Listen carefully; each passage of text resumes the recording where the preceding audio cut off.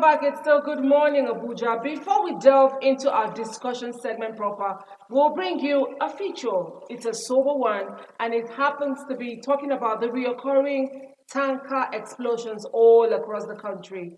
Let's take a look.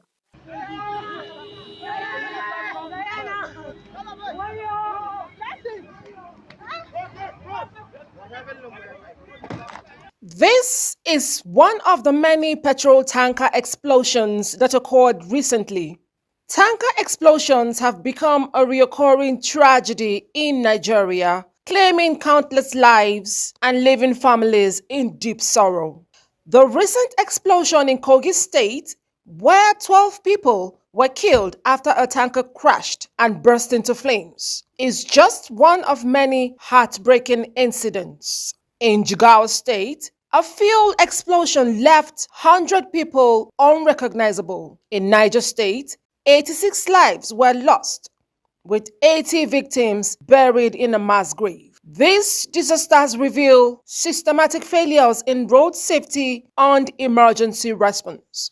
From 2018 to 2023, over 500 Nigerians have died from tanker-related incidents, with thousands injured and properties worth billions of naira destroyed.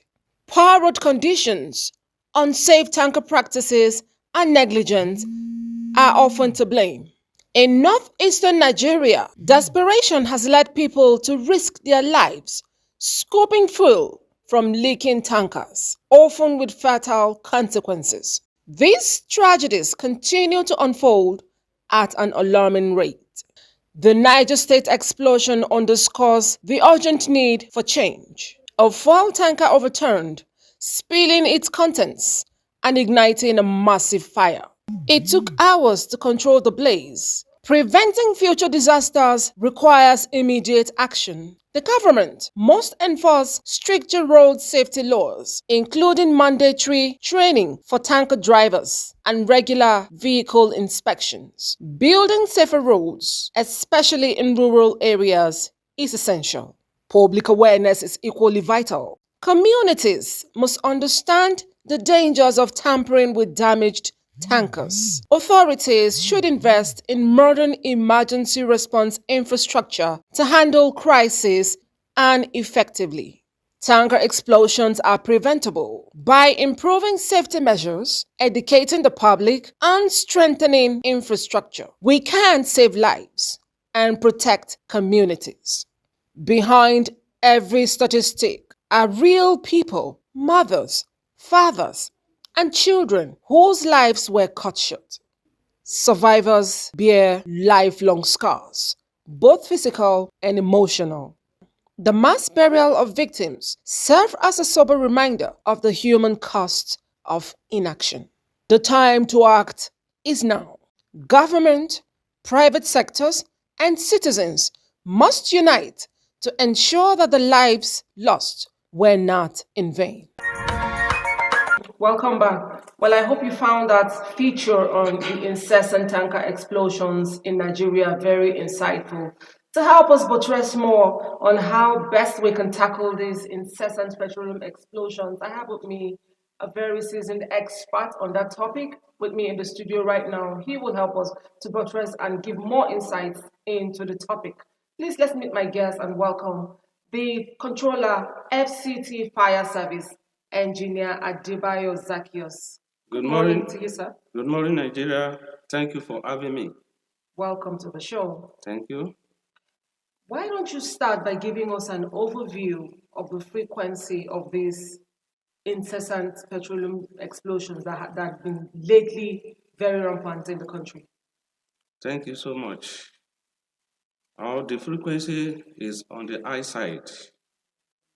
From Niger State to Enugu to Ondo to Lagos, the rate at which the petroleum tanker are exploding today is on the high side, and the reasons are many, which I will discuss along the line. Absolutely. Let's get straight into it. What seems to be the possible remote causes Yes. of these incessant explosions? Thank you. Let me start by the accidents on the road, which are due to the condition of the road, the condition of the truck, and the condition of the driver himself. The condition of the road, whenever the road is bad or we have a lot of potholes, definitely the driver will like to maneuver their way, try to dodge the potholes. By so doing, they can it can lead to head-on collision with another oncoming vehicle. What of the condition of the tanker itself? Because of lack of regular maintenance, the tanker often develop faults along the road, probably wiring, brake system, wiper not working properly, the air lamp may not be bright. All these ones leads to accidents on the road. What of the driver under the influence of alcohol or smoking while driving? All this one can lead to accidents on the road. Also, number two, whenever there is spillage, which is the general cause of this tanker explosion, whenever the spillage gets in contact with the hot exhaust or the hot engine, definitely instantly there will be explosion. What of sabotage or bunkering that take place day in, day out? All these activities leads to explosion. Thank you. All right, thank you. That was very insightful. At this point, we will take a short break, and when we come back, we'll take a look at the level of awareness, safety awareness in the midst of drivers and, of course, the general public. Just stay with us. Welcome back to the show. It is still Good Morning Abuja, and we're discussing how best to tackle the incessant tanker explosions. And I have with me here the FCT controller for the fire service, engineer Adebayo Zacchaeus. Well, sir, you were talking to me about some of the causes. Why would anybody want to go in the face of danger to scoop fuel? How would you rate the level of fire safety awareness amongst Nigerians? Oh, thank you so much. Maybe out of ignorance, they don't know that they are putting their life at stake. That's why they saw the tanker that fell and the fuel, the content goes oozing out, and they go there to scoop the content. It's out of ignorance. They don't bloody care about safety of their life and property. Now, to prevent this, all the drivers of the tankers, they need to obey the traffic rules and regulations. It's very, very important. Number two, regular maintenance of the truck that transports this fuel. Then training and retraining of this driver on the safety aspect of their work is very, very important. That is, we create awareness on what to do to ensure safety of their lives and others. And at the point of discharge, as we mentioned the other time, there must be proper hardening. When they reach this both at the loading point and when they are discharging, proper hardening is very, very important. Then the content must be allowed to settle. because along the road, the kinetic energy of the content is on the high side. As they come, we allow all the electrons on the body of the tanker to discharge. When they connect it, when they alternate, all the electrons will discharge away from the tanker. Thereby, or thereafter, they be able to discharge safely. Then we also talk about a device.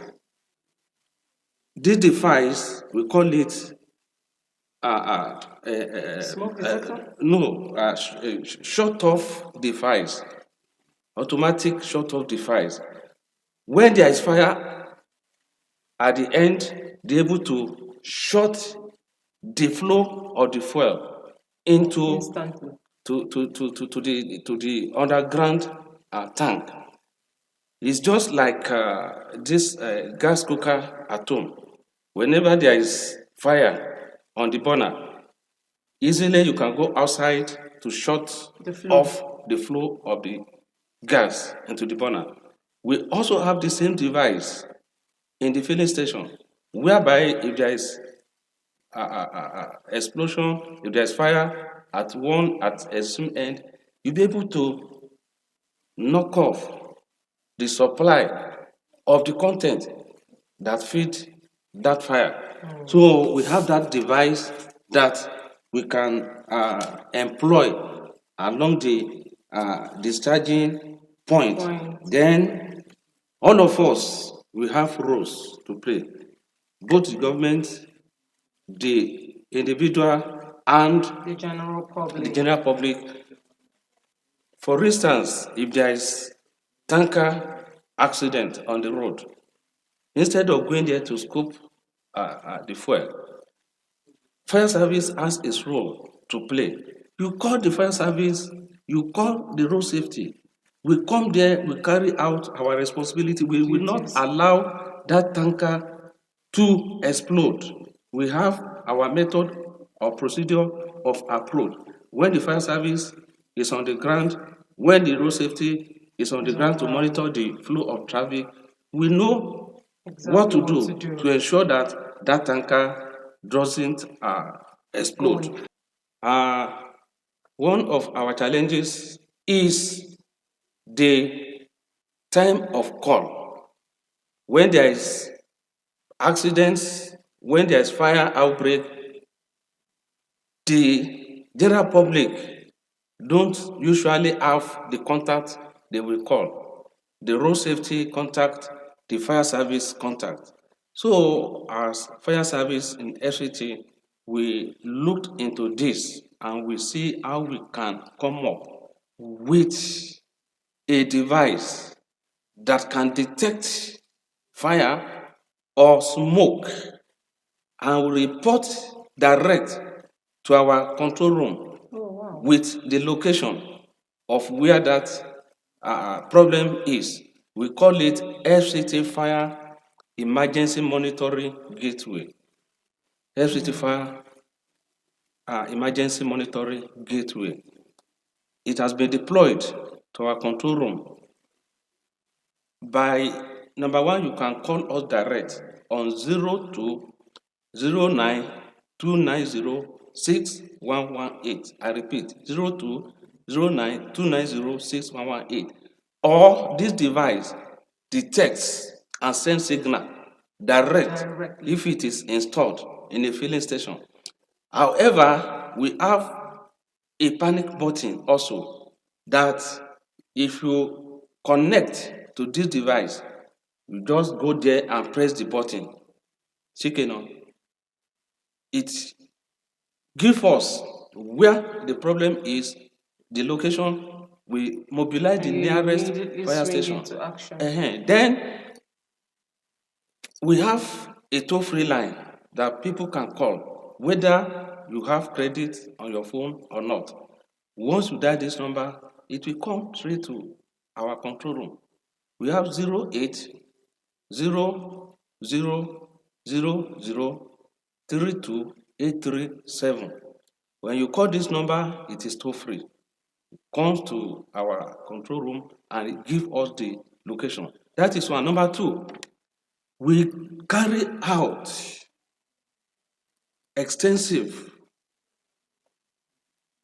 fire awareness program, both in the market, the filling station, concerning keeping of gas or petroleum product inside market or store.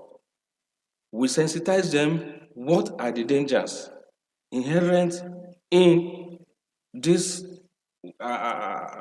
wiring, erratic wiring in the filling stations, in marketplaces.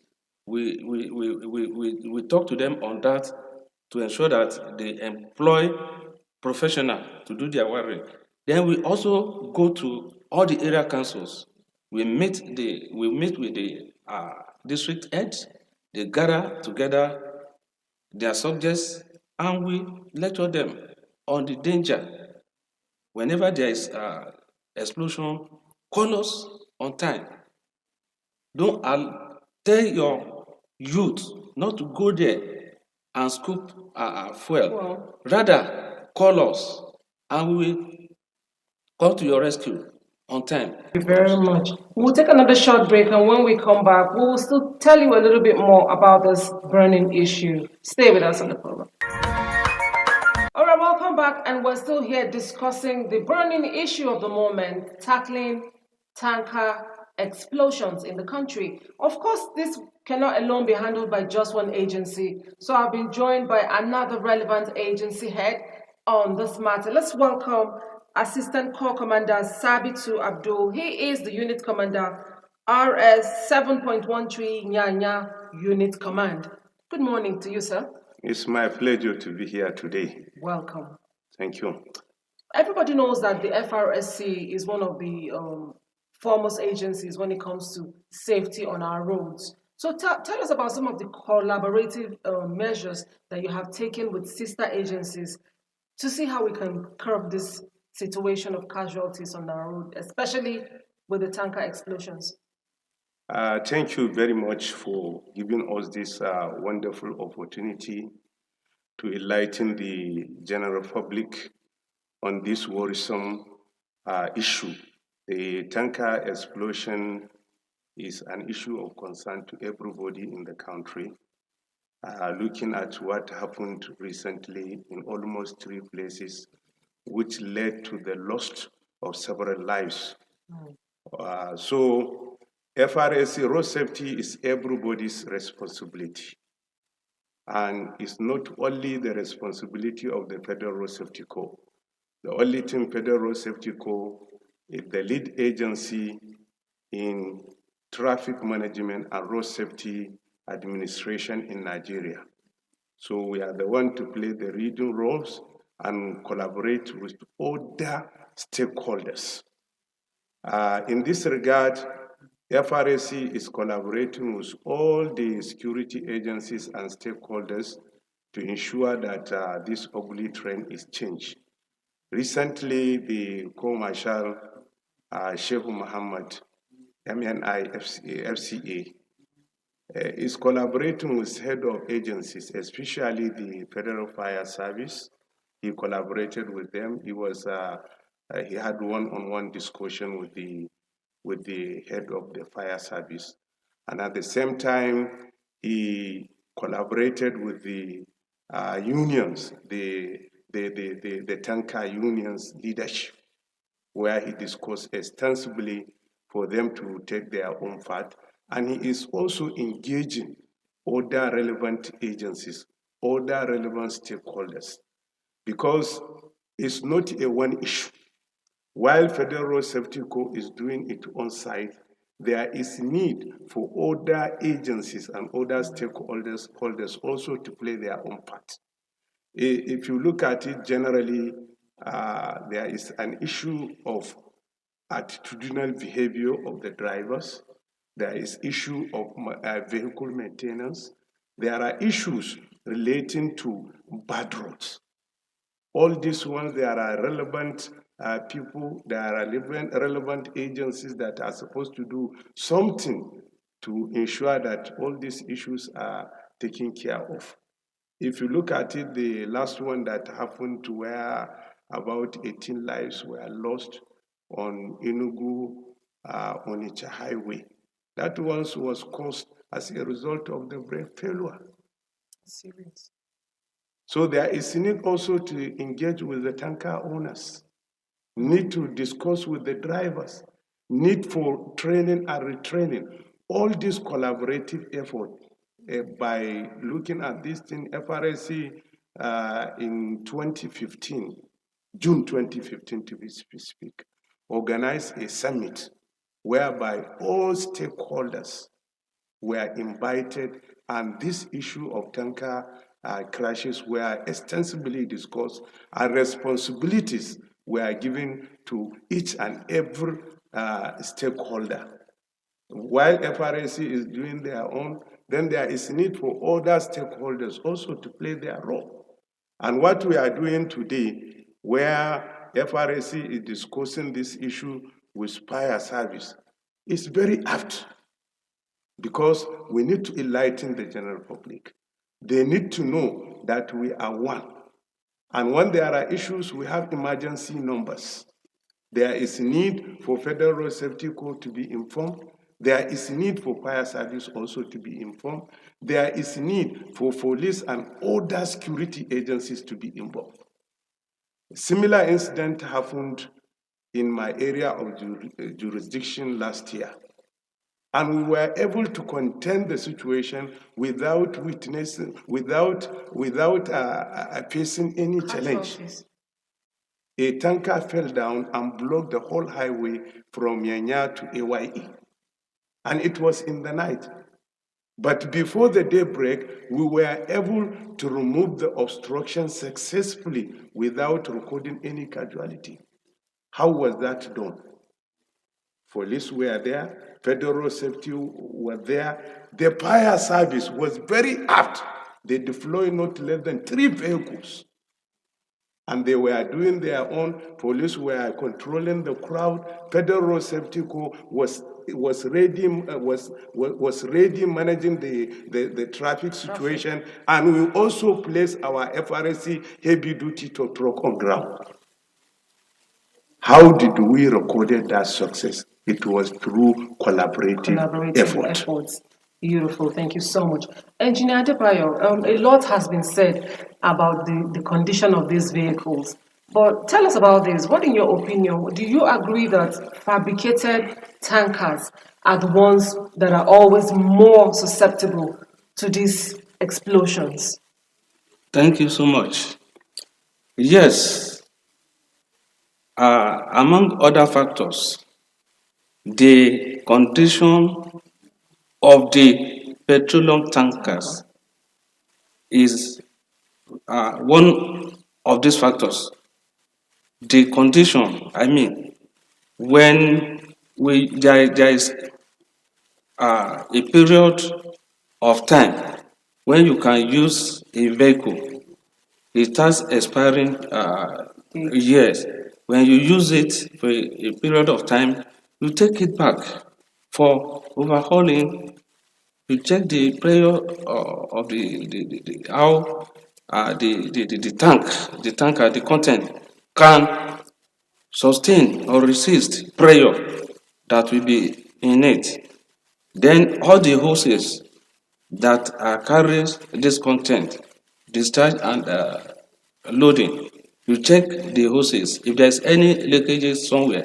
So it's very, very important. This is part of it. Then the fabricated content has expiring years, that when you use it for a certain period of time, you replace it completely. All this one we neglect out of ignorance. We continuously using these tankers until the brake fails, until there's leakages, until the hose that carry this content begins to leak and it gets in contact with the exhaust, the hot exhaust or the engine. That is when the explosion comes and we begin to run scatter. So the fabricated content is very is a key factor that decide the explosion. All right, When thank you. they want out, we're supposed to replace it Please completely then. instead Okay. of putting our lives Are at in stake. danger. It's been a terrible one all over the country. ACC Abdul, tell us about some of the safety measures that tanker drivers and their owners must always comply with. Thank you very much for asking this question. Always, vehicle maintenance is very, very important when you are talking of safety. That is why FRSC introduced what is called safe load. The essence, in collaboration with all the tanker owners and unions, FRSC introduced this system whereby FRSC deployed personnel to tank farms where they must inspect the worthiness of a tanker before it is loaded. Put on the road. Yes, before the vehicle is put on the road to ensure the tires are okay, the what we call leak-proof appliances, safety valves are also on the vehicles. Because when there is mechanical deficiency in the vehicle, then there is tendency for the vehicle to be involved in a crash. And at the same time, we are training and retraining the drivers. But if you are talking of Nigerians, some will comply, some will not even comply with the training because somebody cannot give what he doesn't have. And training of driver is very important. If you are driving, there is need for you to conform with the rules and regulations of the traffic. There are signages all over where there are speed bumps. You will be informed in advance. If there is need for a driver to be looking at all those signs, where there is sharp bend, you will be informed. So all these things, it requires training and retraining. And FRSC, we have a system under RTSS, Road Transport Safety Standardization Scheme, whereby every fleet operator must conform to this standard. They are looking at three standards: driver safety standard, vehicle safety standard, and the operator safety standard. So when these things, but most of them, how many of them are certified? By operators, you mean the union owners? Everybody that has more than 5 vehicles in his fleet, whether commercial or non-commercial, you must key into this system under RTSS. And when you comply, there is compliance certificate. So all these things, FRSC introduced them to ensure safer road, fuller lives. So when I go back to your question, what is FRSC doing to ensure the change of this ugly situation? First is stakeholders collaboration, training and retraining of drivers, and all of us, the field officers, we were directed by the management under the leadership of the Co-Marshal Sheikh Mohammed to ensure that we sanction every vehicle, especially the tankers that are not conforming to this safety standard. And that is what we are doing. Nice, thank you very much. Engineer Adiba, of course, there is every need to drive, to stay alive, and ride safely. Is there any planned or already ongoing sensitization, especially to members of communities where this type of explosions happen? Thank you so much. In fire service, there is a unit called Fire Prevention and Protection Unit. There's another unit, Enforcement and Enlightenment Unit. These two units on daily basis go out to filling stations. We have those that go to filling stations to carry out sensitization lectures for the attendants and the drivers, what to do and what not to do. Apart from that, they are being deployed to all the nooks and corners of the FCT. We as summon the leaders, the district head, the obas, the emirs, and they call their subjects together, and we give them lecture, which they will go back home and train all their family Subjects. members.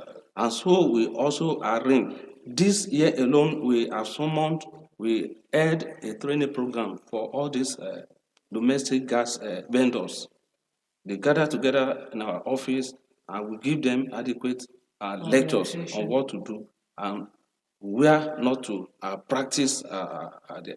And most especially, fire defense equipment, they need to have them inside their tankers so that whenever they notice there is a spark and the fire starts small, you can control it. It will not degenerate to Into an disaster. explosion. So there is need for them to have fire extinguishers and to ensure that they are functional. The service, the fire extinguishers are on time. Apart from what my colleague has enumerated, also we let them know the contact of all the stakeholders Rapid responses. that respond to emergencies, road safety, police, fire service. Do you know that if there is tanker explosion, if police and civil defense are not on the ground, we dare not go close to that place. The youth will do everything possible to go and drive score. us out. And they are ready to kill if you don't go out, if you don't leave the premises. So we in this area, collaborative effort. the collaboration is perfect. In fact, as we receive call that there is fire, there is tank explosion, the first thing we call the police, meet be us there at on so ground. place. We meet there. That's when we'll be able to carry our Your work. duties. Thank you very much. And ACC Abdul, before we go, what Yes. would be your advice to the public on how to stay safe during an explosion? My advice to the general public is that when there is life, there is hope. No matter your poverty level, stay away when there is a tanker crash. How much is the amount of fuel that you go to school?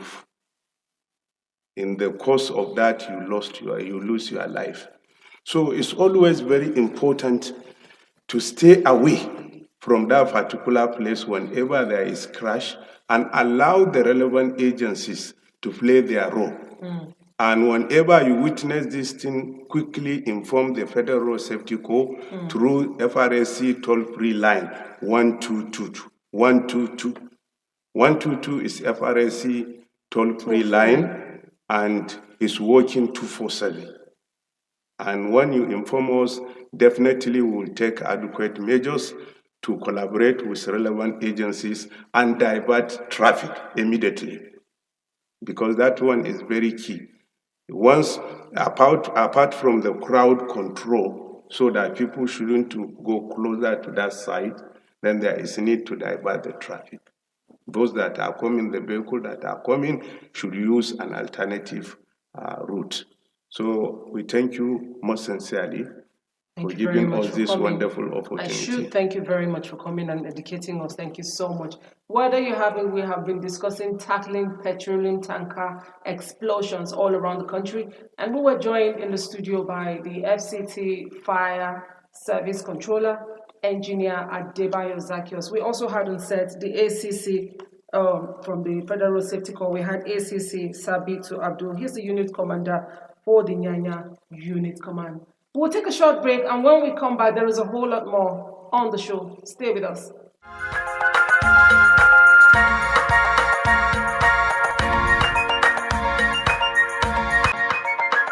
Welcome back and thanks for staying with us. It is still the discussion segment on Good Morning Abuja. While I've just been joined on set by the Director of Africa House, Engineer Abayomi Onosonya. I just got off a discussion with officials of the road safety and of course the fire service on the tackling the incessant tanker explosions all across the country. What are your thoughts about all this? Well, good morning, Abuja. Good morning, Nigeria. Thank you for having me. I mean, when I heard of that particular incident, I was really devastated because it's not palatable to see fellow Nigerians losing their lives. And number two, because that incident actually is close to one of my facilities, one of our production facilities, so we actually know people who lost their lives in that particular incident. So, and of course, my heartfelt condolence to the families and, of course, to the Condolences. whole of Nigeria. Having said that, we need to understand that, you know, when you're hungry and when the economic realities don't favor you, you begin to make the wrong decisions. And I would say what happened to those people is as a result of a bad judgment fueled by the harsh economic realities. It's no longer a question of is there poverty in Nigeria or not? There is poverty. In fact, the economic situation is biting everyone hard, even the rich guys.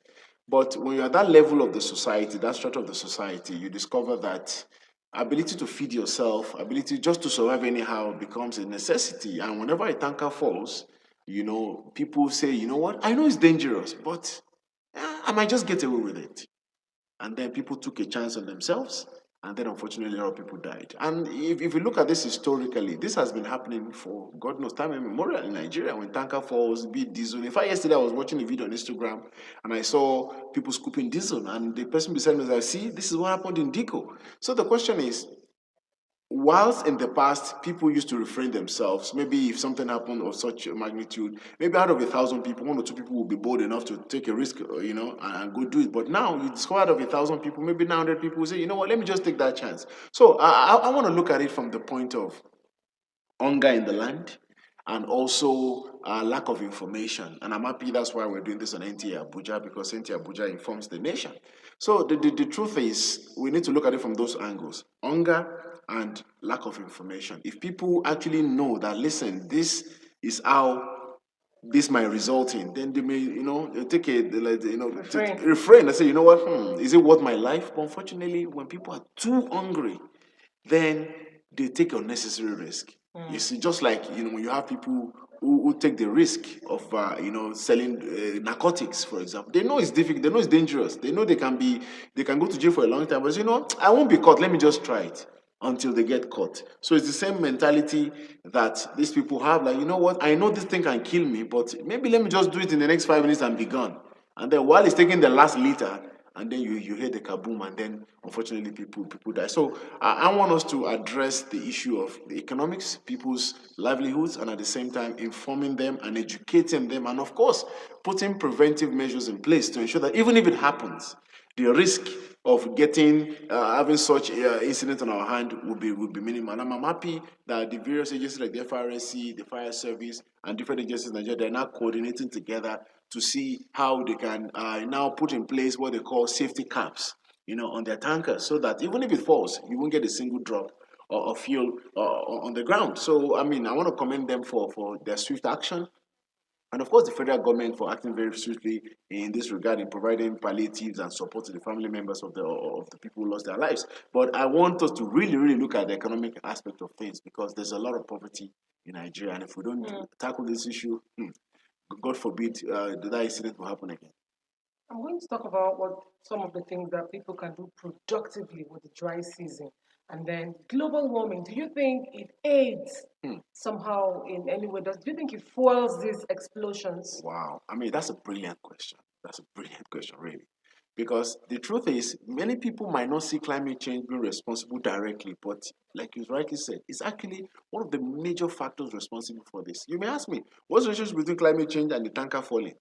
Let me paint a picture for you. Let's say I'm a farmer in maybe in that Deco area, and I've been doing it for the last 20, 30 years, and I'm satisfied. But because of climate change, temperatures are rising, there's less rainfall, and I've been driven away from my farm to come and live in Suleja or in that Diko area. You see, and I used to make 300,000 naira a month, maybe because as a farmer, but now I'm making 30,000 naira a month, and I'm forced to live in an expensive city, in a town setup. Okay, so the question now is, now I'm in town, I have nothing to do, and the tanker falls. And the moment the tanker falls, I know it's dangerous for me, but I was like, oh, if I scoop a liter, that's 1,000 naira. Oh, if I'm able to scoop 20, that's 20,000. Oh, but I know it's dangerous. Okay, let me just quickly try it. And while trying to do that, then the person loses his or her life. So the question is, climate change is something that we need to take a critical look at, because farmers are increasingly leaving their farms because the seasons are changing so fast. And I give you a personal experience. We have a farm settlement in Kogi State, and in Lokoja to be specific.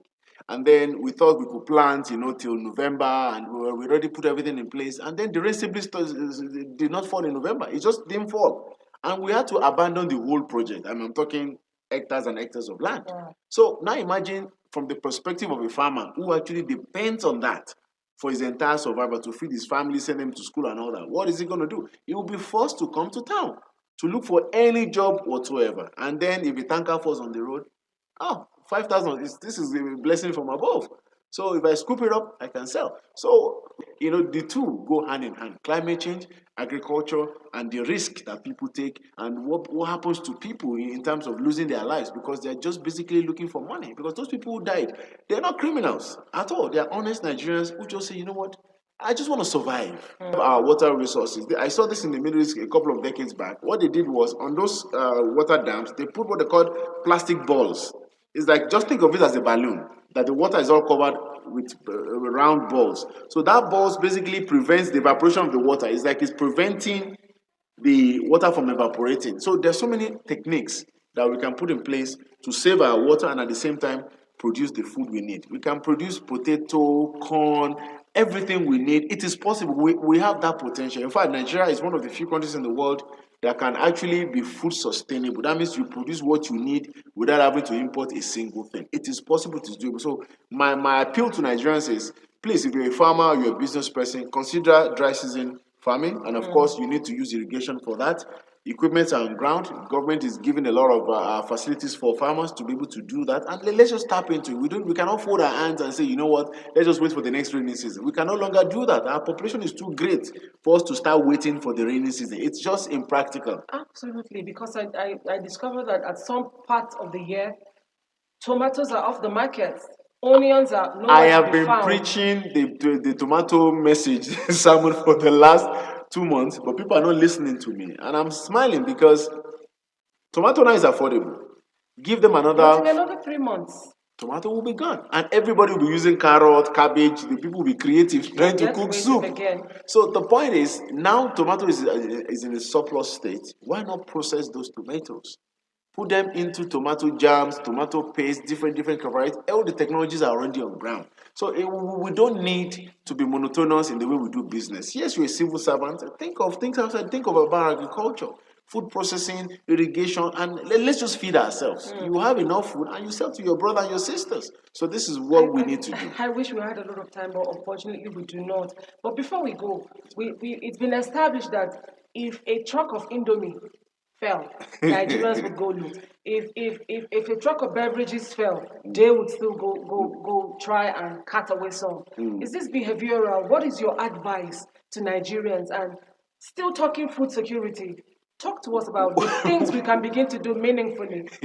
Well, we had a bit of discussion with the producer before we started, and the question is, we were, caught between greed or just the behavior. Yes, behavior is a huge part of it. Well, poverty is one, but behavior is another thing. Okay. Nigerians, I mean, no offense, sometimes we take unnecessary risk because it's free. Why not? Let me do it. So we need to reorient ourselves, and I'm happy we're doing this on NTA so that people can understand that, listen, certain things you don't do because you can do it. You do it because you look at the future. You look at the consequences, So we need to change our behavior, our orientation in terms of, yes, I have enough.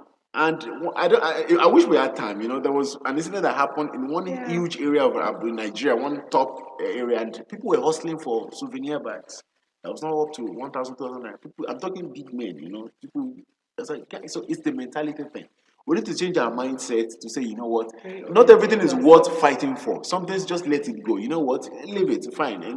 Your turn will always come. So we need to Thank take you it easy. so much for coming to speak to us. It's my We pleasure. will do this again some other time. Thank you. Well, what more can I say there? There is every need to reorientate ourselves, and begin to think safety first. Stay with us in the program. It's still Good Morning Abuja on the Unity Station. We'll be right back after the break.